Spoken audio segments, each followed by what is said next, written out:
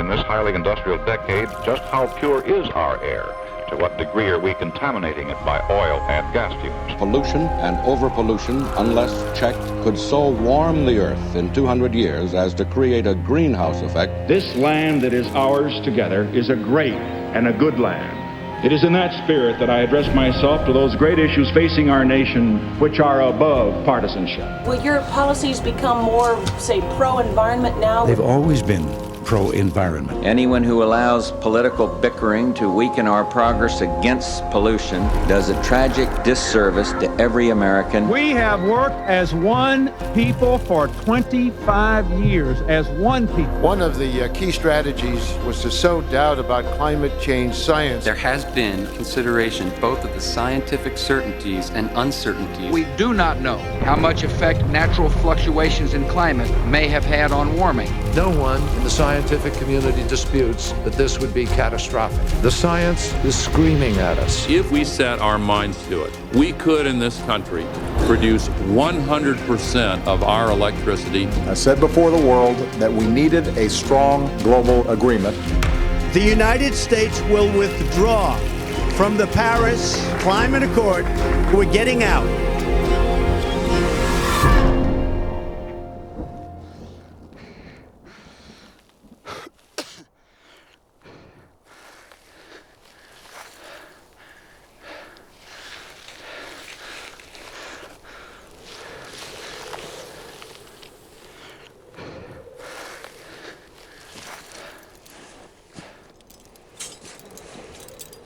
We're gonna build an anchor. I'm gonna go over this top roll on a belay, and then we'll go from there.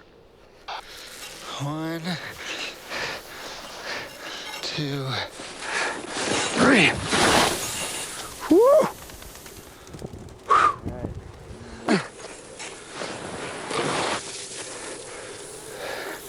How much more rope?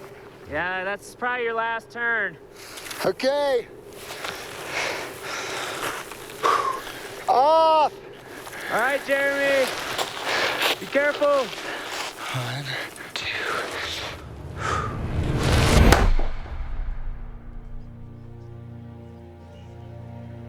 Traditionally, when we think about climate activists, we might think about conservationists, we might think about people who have dedicated their lives to protecting the environment, or we might think about people who live along the coasts. But the truth is that climate change is impacting everyone. The environment wasn't always a divisive issue. At the end of the day, what we're fighting for is clean air and clean water and a sustainable future for kids. So why is that so polarizing? How do we get there? When I started Protect Our Winters, I had no idea that the front lines would be, here in Washington, D.C., but it just became clear that real action needs to happen at the policy level, at the federal level, at the international level.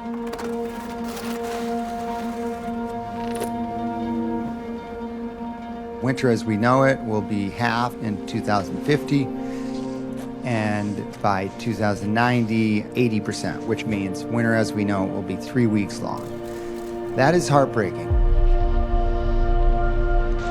The winter sports community represents $72 billion, 695,000 jobs, which I point out is 70,000 more jobs than the extraction industry. As bad as that is, and the thought of not having winter as we know it absolutely breaks my heart, we realize the global effects on the importance of snow for our water. California, 60% of its water comes from snowmelt. The Sierra is this perfect aquifer. The alarms are everywhere. This is the challenge of our time. We represent a huge audience and they want action on this, but we are running out of time. I definitely never thought of myself as an environmentalist. I was not looking to be a so-called environmentalist, but my whole life is committed to the mountains. I ended up having a lot of success going to the world's most beautiful mountains and figuring out how to ride those. The best lines are the ones that you are like right on the edge of life and death. Big mountain riding is about exploration and figuring out what's around the next corner. You know, that's where a lot of the buzz comes from. It was through that time and spending time amongst the glaciers that I started really seeing this change. I'm seeing the glaciers recede. I am seeing more consistent rain. I mean, nothing's more heartbreak than rain to the top of the mountains in January. At that time, I had a massive carbon footprint. I realized, even though my career was just cranking, I couldn't justify that my love was having this just blatant, obvious impact on the planet. The other key factor is I was finding the edge of the boundaries. If I can figure out how to walk for days on end and live out in these mountains and hike up these mountains, I have 90% more of the world's mountains to choose from. My first foot-powered trip in Alaska, I got this whole new group of people, and I've sold these other people on the idea that, hey, we're gonna go out there and we're gonna camp and we're gonna hike these things. See you later. The problem was I didn't know if I could do it. Holy shit, we should get out of the way. Oh my God. Oh. Are we gonna get work right here? I don't think so.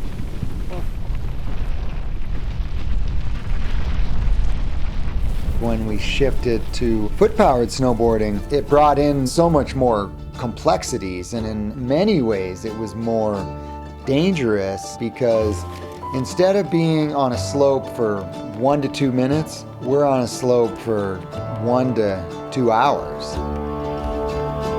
You are forced to let everything strip away and give the mountains your attention. Yeah, just let me check it real quick. 1, 2, 3.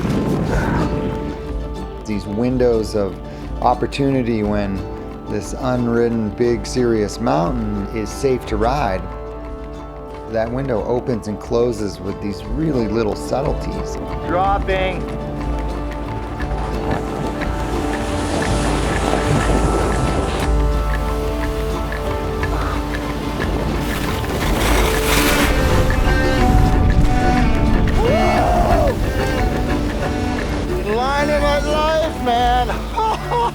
I'm alive today because of my intimate connection with the mountains.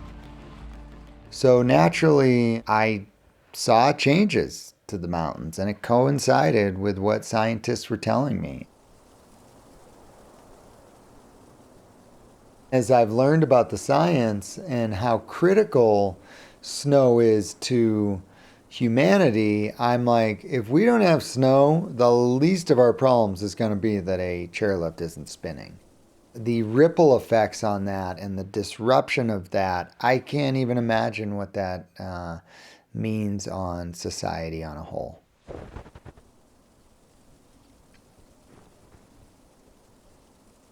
Family is hugely important to me.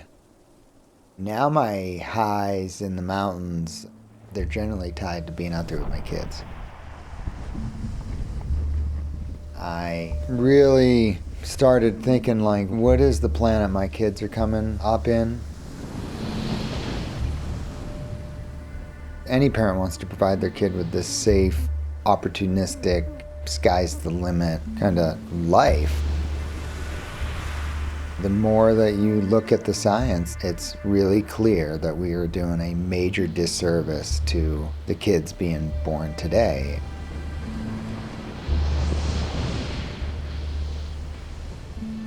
I knew that collectively we needed to come together to do something for it. And that's what led me to start Protect Our Winners. I'd like to see you guys have any calluses on your hands. I bet most of you came from a lot of money and you love to ski, which is something that, people that come from money can do a lot of. The working Americans like myself, which you have nothing to do with and don't understand and you don't respect, they vote. And your climate agenda is totally wrong. People like you can ski and play in the snow while all of us work our asses off. So that's why your organization's not going to be around in about 20 years.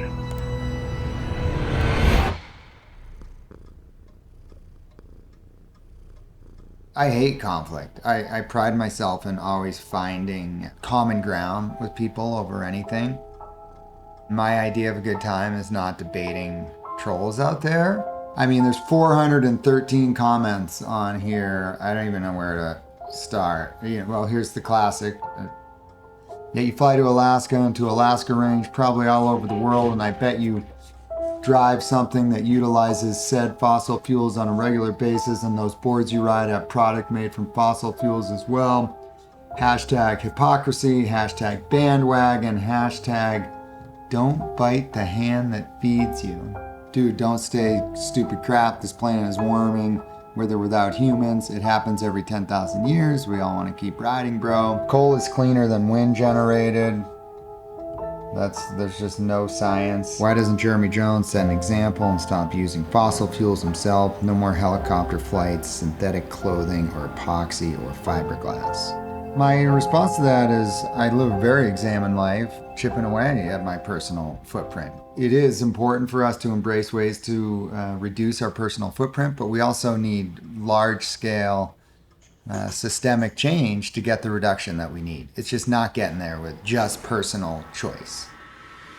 The Earth may or may not be heating up, but there's no debate that the fight over man-made climate change certainly is. We're now at 17 years and 8 months of no global warming. Carbon dioxide has not caused weather to become more extreme. We just had 2 of the coldest years, the biggest drop in global temperatures. Bottom line, big tornadoes, F3 and larger since the 1950s have dropped dramatically. Bottom line, we've gone the longest period without a major U.S. Category 3 or larger hurricane hitting the U.S. Bottom line. This isn't about science. It's not about facts. This is really about government controlling almost every aspect of your life. 97% of all scientists believe. Is this a bogus number? It's so not a bogus number. It's so a bogus. Okay, yours is, mine is, yours. A lot of these scientists are driven by the money that they receive. If there was no climate change, we'd have a lot of scientists looking for work. What about the scientists who say it's worse than ever? I don't think your party's passionately committed to science or to fighting global warming or to dealing with the scientific facts we live with. I think the science is very mixed. It became clear to me that I live in a bubble with like-minded people and that there was a large population of this country that have different views when it comes to climate. I wanted to know where the spin was coming from, so I decided to reach out to some of the most prominent climate deniers in the country. People that have spent their whole professional career trying to discredit this mountain of scientific evidence, but they're not actually scientists. That's up, Chelsea. Okay, I'm recording.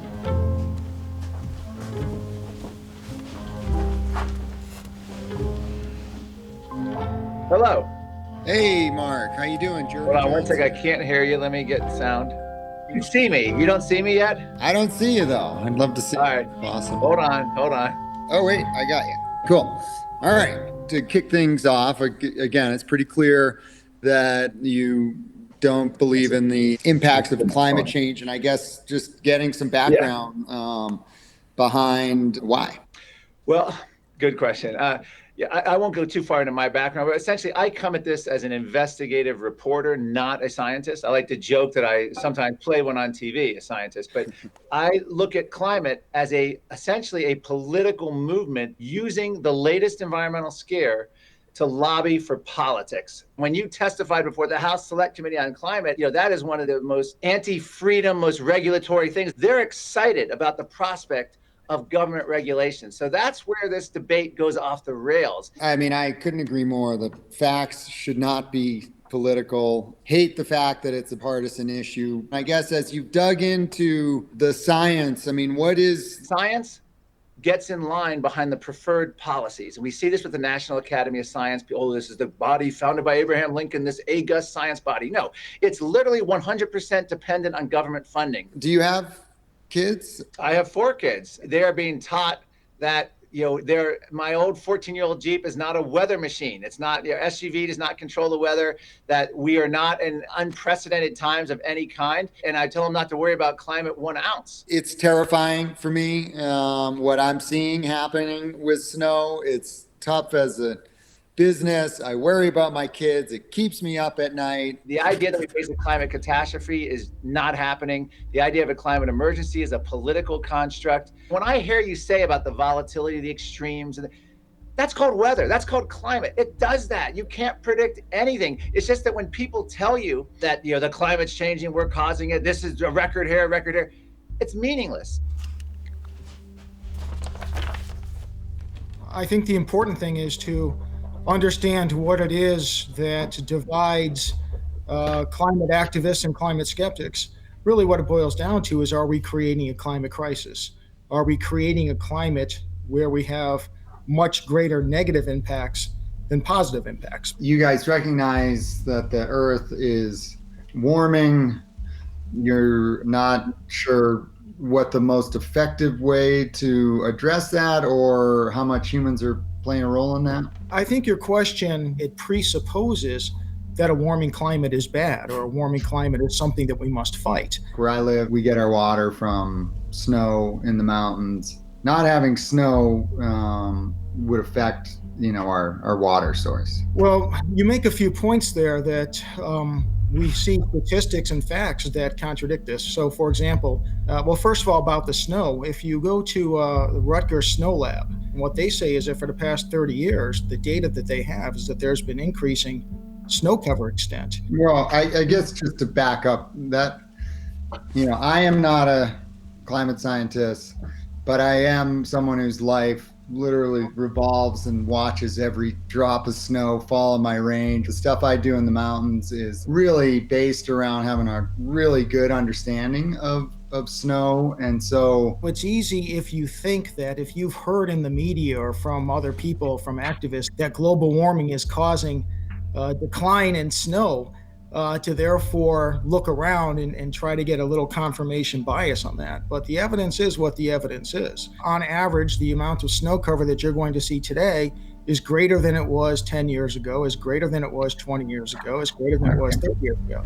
And I'm just amused that you would laugh at that when you're just going on subjective thoughts and I'm going on scientific evidence.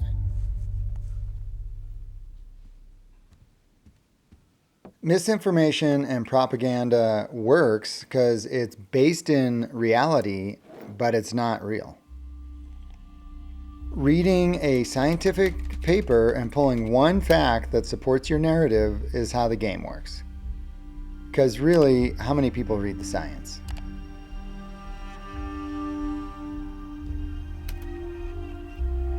It's only when you dive deeper that you find the real facts, and facts don't lie.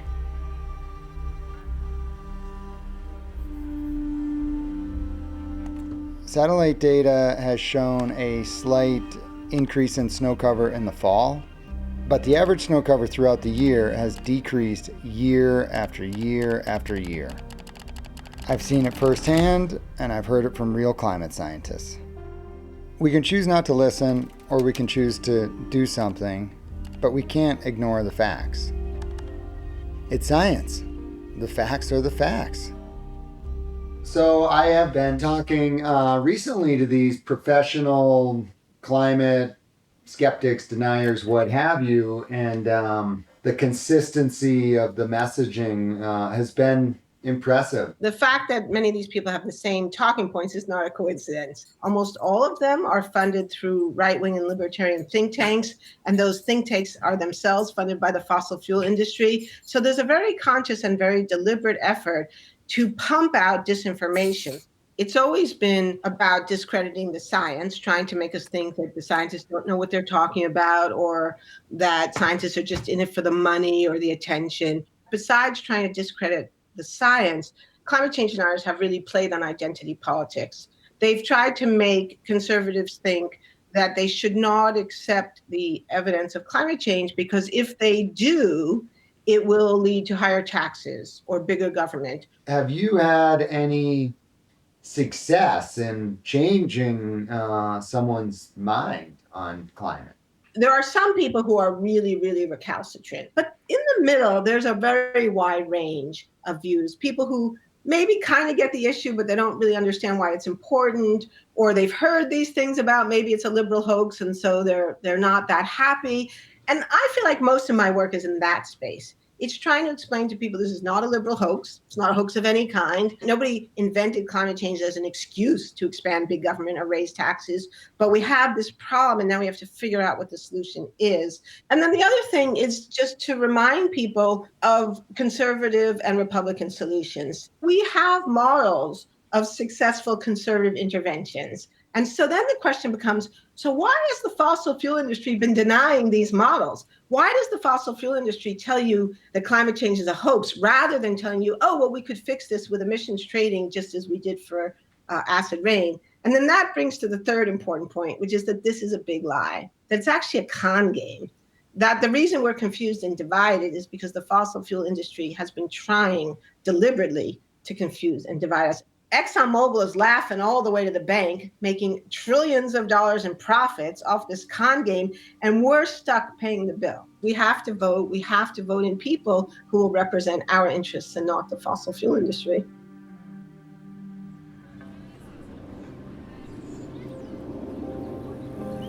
After a decade of going to Washington, D.C. with Protect Our Winters, I've learned that these elected officials don't actually lead, they follow the people.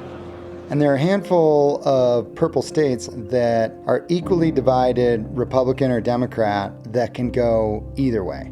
These are states that swing elections, and these are the places that will choose our course on climate action. But a recent New York Times poll showed that climate is the most divisive issue in our country, even more than guns. So much weight is put on these elections with the hope that people just take 10 minutes out of their day or an hour out of their day every 2 to 4 years and just check a box for what they believe in. I live in the blue state of California, just 30 minutes from Nevada, and Nevada is one of those crucial states. It's actually the most mountainous state in the lower 48, so I started exploring Nevada just to get a feel for it. All right, Ming, we might just have to start exploring.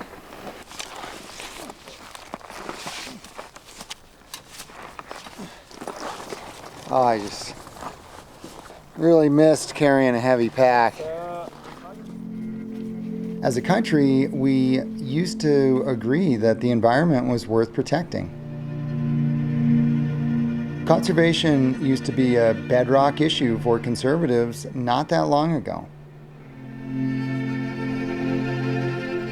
Richard Nixon championed a lot of our environmental laws. He signed the Clean Air and Clean Water Act and created the EPA. Why has it become so polarizing that people have made it their job to troll people like myself that are fighting for clean air and clean water?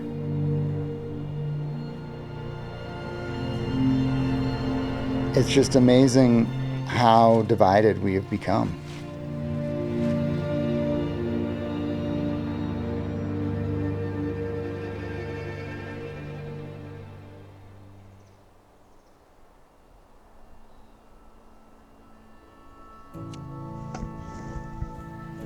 Yeah, just totally blown away at the raw wilderness in Nevada. Everywhere I look, protected land covered in snow that provides water for farmers, family, and a healthy ecosystem. It's what I live for.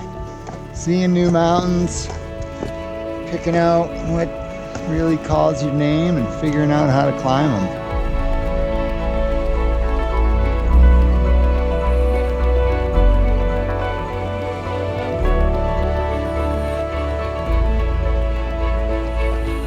One thing that probably gets under my skin more than anything is when I'm being attacked as being un-American. Because I'm very proud about the country I live in. Patriotism isn't just about waving the flag around. It's about coming together as a nation and working hard to solve these key issues. America is based on people standing up for what they believe in. It's based on people having different opinions and coming together and finding common ground. What we stop doing as Americans and society is talking to each other.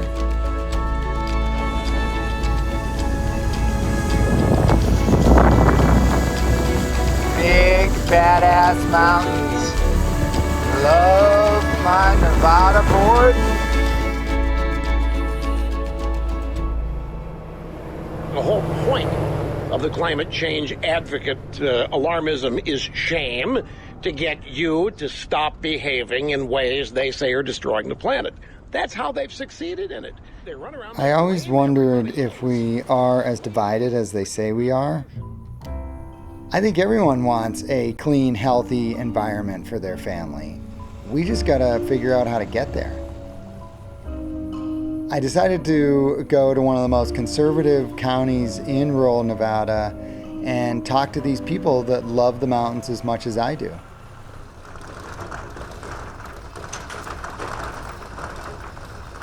Right here, we're about a half a mile from the base of the Ruby Mountains. From our backyard, we can hike basically from here to 9,800 feet and ski back to the house in the wintertime. It's a winter wonderland here. I've been involved with National Ski Patrol for 23 years. You know, I grew up in the Sierra foothills, and the mountains are my home. That's where I find my peace. It's been a great place for my kids. Skiing is the one hobby that really challenges us. But all of us take an interest in reviving old Volkswagens or old dune buggies and bringing them back to life. Those are things that bring our family together and keep our family connected. Oh, that's a simple fix. Ah, looks like we need a new hose clamp. Oh!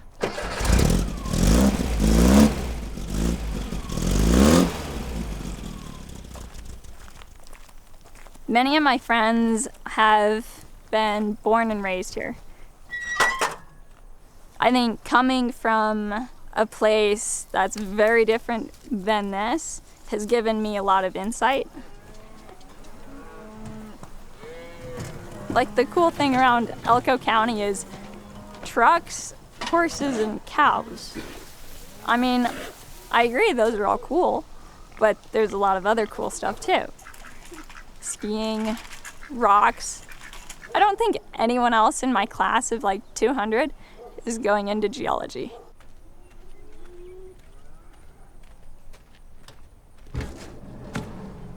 Right now with the climate change, I think it comes down to our groups. Just like high school, we have our little social groups and we want to fit in.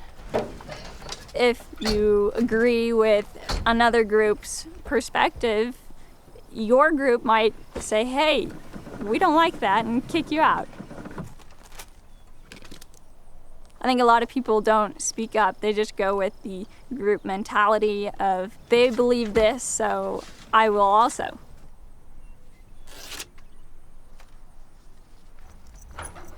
Volkswagen people are their own group. It has no lines.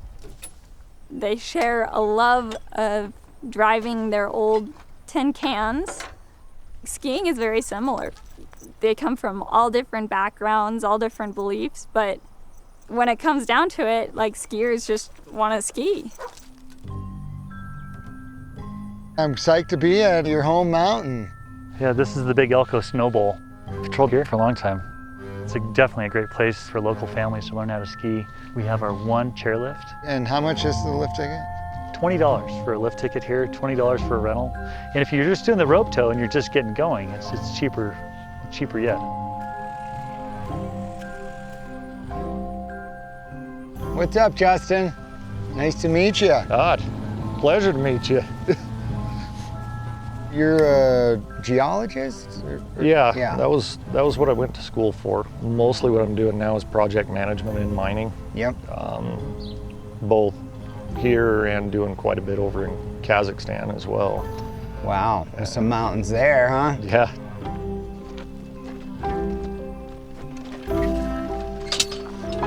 Thank you, sir. You're welcome. It's awesome to get out here with you. You know, someone makes their living as a hunting guide, and as I learn more and more about conservation, I've learned that hunters are really the original conservationists, you know, through the Roosevelt era. And quite frankly, I think the outdoor community has a lot we can learn from the hunting community when it comes to protecting these public lands.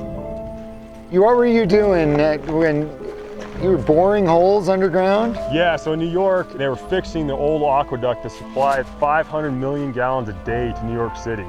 We came in, dropped like a $15 million machine down there, put it together, and then drove away from the existing aqueduct, went underneath the Hudson, tied back in. So we'd go down the bottom of the shaft, get on a locomotive, go into the tunnel boring machine, and then you'd just be sitting there mining and building rings all shift. I'm assuming you must have tons of engineers, like the science and engineering to do something like that is cutting edge. It's almost like going into space. I had a great time, but like I said, it was either I do that and like focus on a career and money and like a powerful position, or I come out and just focus more on life and living. I'm stoked you hit me up. Yeah, I was surprised. I'm like, man, there's thousands and thousands of riders, like pro riders would probably be, you want to go ride with Jeremy. I don't know why he's calling me, but. Dude, this is your range, man. You spend more time here than anyone. You're the only local split boarder I know in this area. Oh, I have no doubt climate is changing. I mean, that's a no-brainer. Right. I guess my question to you is, why is it that, like here, we're standing on ground that was considerably warmer, maybe a tropical climate at one point? I mean, a lot of the stuff was ocean, which is amazing. So the Earth has had several cycles, and it's always changing. You're totally right. Glaciers move and shrink, and I mean, they shaped these mountains. That's right. It's just that the speed is what the alarm is coming from. Okay. You know, records show that it's happening 100 times faster than it ever has. Like, your world operates on peer-reviewed science from the best universities in the world. Right. And that science is from the same universities that the climate science is coming from. Right. There's massive consensus from the scientific community that burning CO2 is warming the planet. I mean, imagine you going down 900 feet down and being like, 98.8% of the scientists are telling you to do it this way. The rest are saying you do it that way, you know, you're gonna die. Yeah. I would assume you guys are going with the 98%. I'm definitely not like kind of fighting, saying, oh no, it's not happening. You don't fight the science. No, but it's just tough around here because, you know, the climate talk gets lumped into a bunch of other policies that are mostly from the liberal agenda. A lot of times that comes with a lot of other stuff that affects their business and their livelihood. And their ideology. For sure, yeah. I'm a single issue voter, as you can tell. Yeah. I'll get past everything. If you're serious about climate, you can get elected, I'm all in. So one of the things that we tried to do is to unify what we call the outdoor state, which is all these outdoor enthusiasts, hunters and anglers, people that really relate to the outdoors, that rely on a healthy environment, to come together to fight for the environment. And specifically, we recognize that long-term climate change is the biggest threat. Yeah, because I mean, it is a common thread. I mean, right. I mean, yeah. I think it should be a no-brainer that it's a nonpartisan issue. I mean, it should just be a human issue. Unfortunately, I think we're going to need something borderline catastrophic, if not catastrophic, to wake people up and to make serious positive change. Unfortunately, right. That's what I feel in my heart. Yeah. I mean, my daughter's only 9 years old, and I'm genuinely scared for her future. Yeah. Genuinely. I mean, it's no joke. It's hard because the last thing you want to do is like tell your daughter that, you know, it's like everything's fine, you know, like you don't want to freak them out, but it's like, I'm laughing because I've already told her that. There are numerous coal-fired power plants here in northern Nevada, held to really strict regulatory standards, emission standards. You look at the emissions coming out of those coal-fired plants in those, you know, second and third world countries, and it's a black cloud coming out of it. And it's nothing that you see coming out of the ones here. I mean, like I say, the regulation in the US is far and above the regulation across the rest of the world. We had this whole Paris Climate Accord, and we pulled out of it, and it was pretty much for that reason. Was, you know, the US didn't want to pay for these other countries to say that, oh yeah, we care about the environment, but we're not going to do anything about it. What bothers me, I think, with some of the climate change legislation and stuff that's gone on is it really affects just our country, and we're still doing business internationally. Here we cripple our industry, but we still contribute to pollution by still buying those products from someone else that's just going to pollute the environment. my big issue with it is, you know, the US extracts more fossil fuel than any country in the world. Right. We heavily subsidize it. A ton of it's on public land, and we know that the burning of fossil fuels is a major contributor to warming of the climate. We do know ways to create clean energy. I just would like to see the country embrace that more. At the very least, I'd just love to see an even playing field.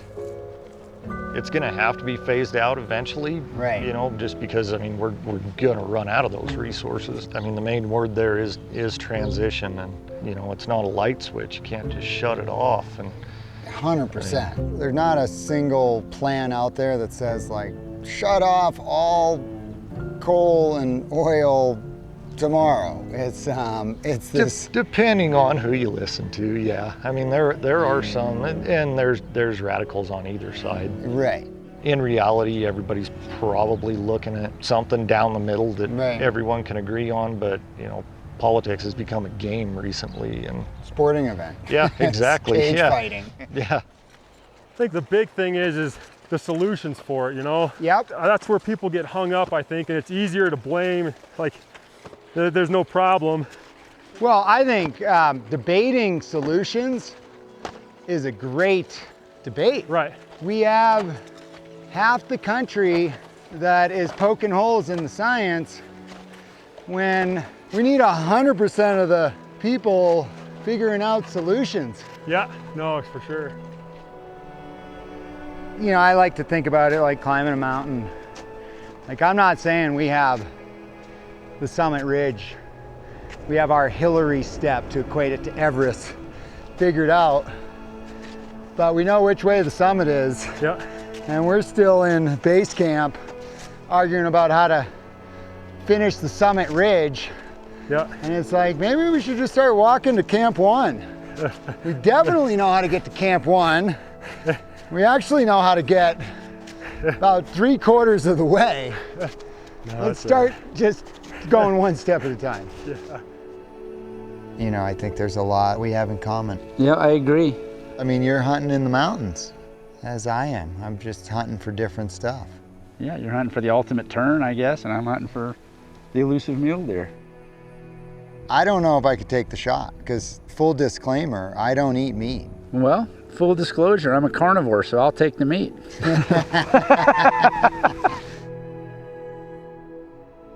We get some epic sunsets in this state, that's for sure. We're lucky to be here. We are lucky to be here. I appreciate the conversation, it's good. I have more questions than I have definitive answers. I'm not opposed to someone proving me wrong. I don't have that big of an ego where I feel that I'll never accept information. I just want to see it presented to me in a fashion that seems credible. I think if you step back, you know, we're all on the same team. We're on Team Planet Earth.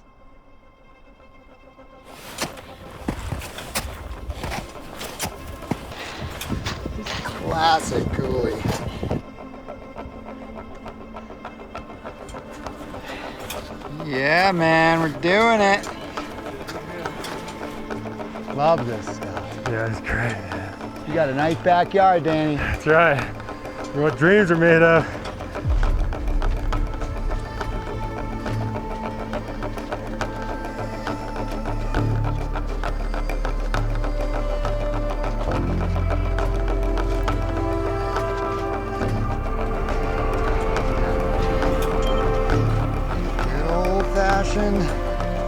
Nevada boarding. Dropping, baby. Hell yeah.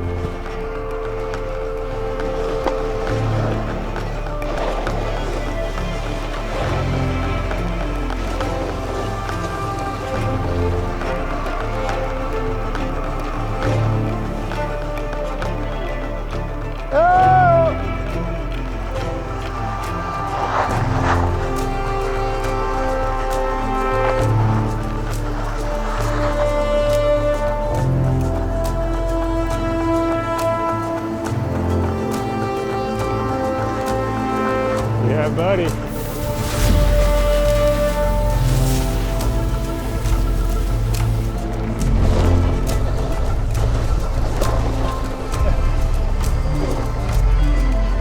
Keep it going.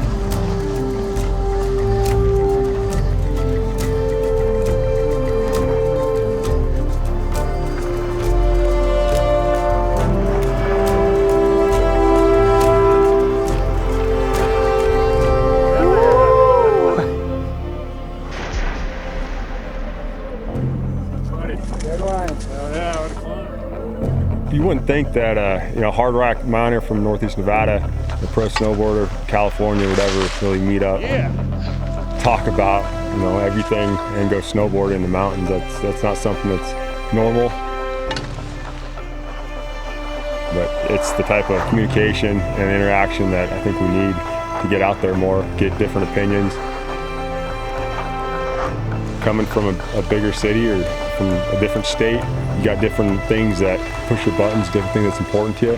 And just because I haven't thought about it and it's not important to me doesn't mean that it's not a big issue. Yeah, Jerry.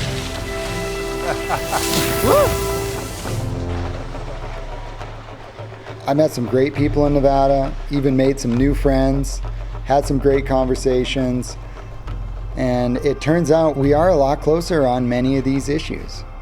Yeah, get it.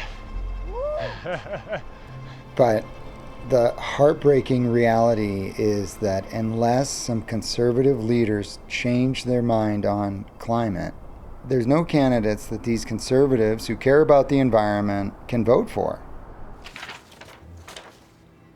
It made me wonder if a conservative leader could get past identity politics and take climate serious. Are you afraid of the climate crisis? If I only listened to politicians like Al Gore, I'd be afraid too, very afraid. So I came out of the precincts of the right as a young man. I found myself working at the Cato Institute in 1991. I was hired to oversee their energy and environmental policies. For the better part of the next 23 years, I spent my time at Cato arguing against the case for climate action. You're not that worried. Not particularly. There have been about 13 studies. 4 of the estimates are that the economy would actually improve if we have a... But I found my ability to make a convincing case just completely fell apart over time. It's a monumental move that very few people have made. What changed your mind? It was not any one thing. It was a series of 3 or 4 things. The first thing was my lack of faith in the overarching scientific narratives we were telling. It also became clear to me that I had not been doing my due diligence in really putting a critical eye to the arguments I wanted to believe to be true. That seemed intuitively pretty strong. And I found over and over and over again, I was seeing variations of exactly this kind of thing. Sometimes it was cherry-picked data sets. Sometimes it was misrepresenting the position that was actually being taken by the mainstream scientific community. I'd love to just ask you a couple quick fire questions on what they're telling me, what I'm consistently hearing. So climate change is natural. We've seen fluctuations throughout history. That's like saying death is natural. We've seen people die all through history. That doesn't mean that Bob shot Jim. The kind of argument is that? I'm sorry, it's Friday. Yeah, I love it. That's great. Okay, next one. There isn't a consensus amongst climate scientists on human-caused climate change. Screaming total out of this world goddamn lie. Every single survey of credentialed, peer-reviewed, published climate experts shows a near absolute consensus. Earth is old. We only have 100 years of data. Yeah, both's true, but we know how to estimate temperatures from the past based on, carbon rings and all kinds of sediment analysis and ice core. We're not like making this crap up or playing on a Ouija board. Addressing climate change will ruin the economy. Yeah, these things will not be cheap. It's going to cost, depending upon your estimates and your policy preferences, anywhere between $6 and $20 trillion to globally decarbonize. But what are the costs of not globally decarbonizing? Well, there'd be a shit ton more. I can tell you, my biggest takeaway is just how blown away I am on their just utter and total certainty that there is no problem here. It was actually like really hard to have a conversation with them because they're so cemented in their point of views. Risk management is not about picking the most likely scenario based on what we know and saying policy needs to be determined on that scenario. You have to weight the probabilities of each of these scenarios coming to pass, and looking at the costs and benefits that follow from each of them. And if you do that, it is absolutely unmistakable that we need to decarbonize as fast as possible. Because if we're wrong about the scenario, we don't get the more likely scenario, we get a low probability, high impact scenario. So it's game over. There's no other planet. There's no other way to, we're completely effed.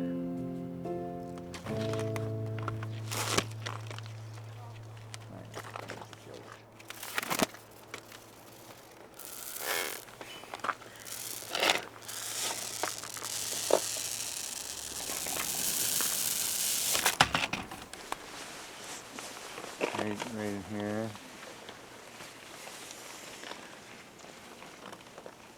Under your eye. And then under this eye. Yeah. Yep. Hold on. Okay, I got you. Right here. You're good. All right. We're off.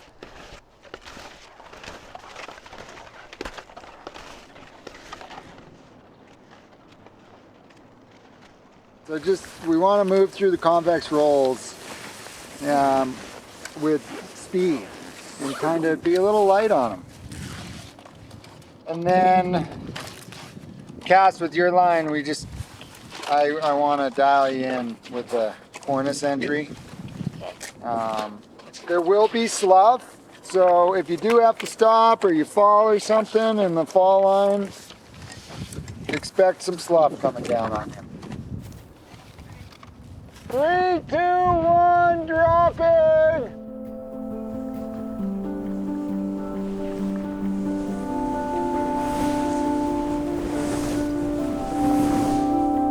First crux of the day.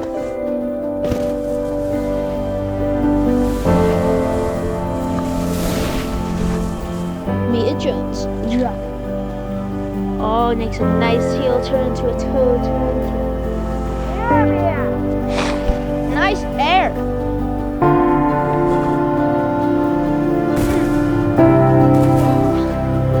Tiff, you should get some Mum Pow. Woohoo! Yeah, Mom.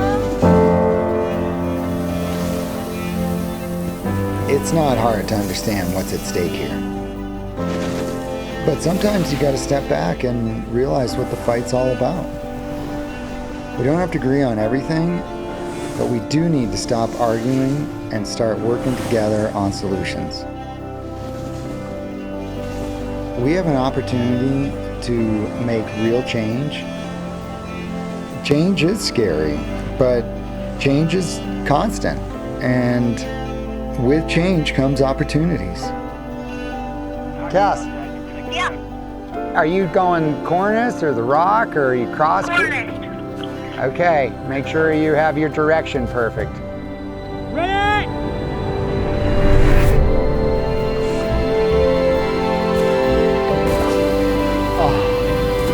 so close. Good try. I think it was Martin Luther King who said, you can't beat hate with hate. You can't, beat darkness with darkness. It requires light. You see in the media, online, everything, it's all about like, how can we get everyone as mad at each other as possible? I want to do this. The end goal is to try to connect us around clean air, clean water, and a sustainable future. The path we're on is a path of destruction. It's unsustainable. There's a real sense of urgency, and that's going to take a lot of work, and that's what we're pushing for. The only way I'm looking my kids in the eye in 20 years is going, I fought like hell to try to get us on the right path. But at the end of the day, we need climate champions leading our country. We don't need the whole country on board.